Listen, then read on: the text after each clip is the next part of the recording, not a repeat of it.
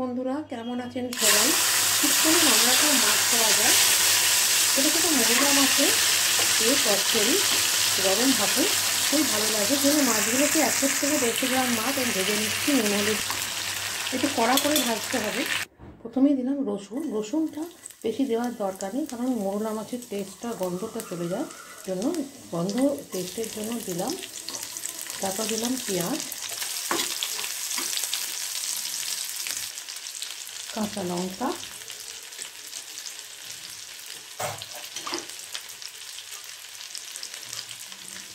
নুন,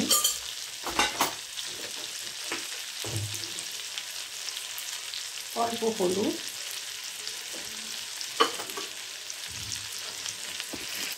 এবারে দেবো আলুগুলোকে ভালো করে ধুয়ে, দেখুন খোসা কিন্তু আমি আলু ছাড়াইনি।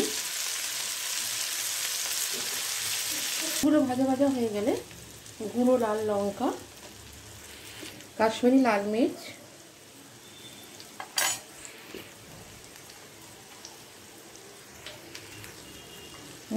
বেগুন দিলাম। বেগুনটা দিলে এটা মাখো মাখো হবে। এবং সে মোরলা মাছ ভাজা, মোরলা মাছ দিয়ে আমরা অনেক কিছুই করি, এবং চচ্চড়িটা যদি এভাবে রান্না করি তাহলে গরম ভাতে ভীষণ ভালো লাগে। এবার দেবো একটু জল পরিমাণ মতো, খুব একটা বেশি না।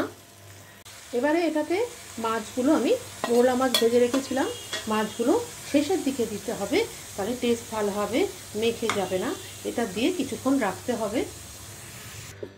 গরম ভাত আর মোরলা মাছের স্পাইসি চচ্চড়ি বাঙালির কাছে অত্যন্ত প্রিয়। বাড়িতে বানাবেন, কমেন্ট বক্সে লিখে জানাবেন।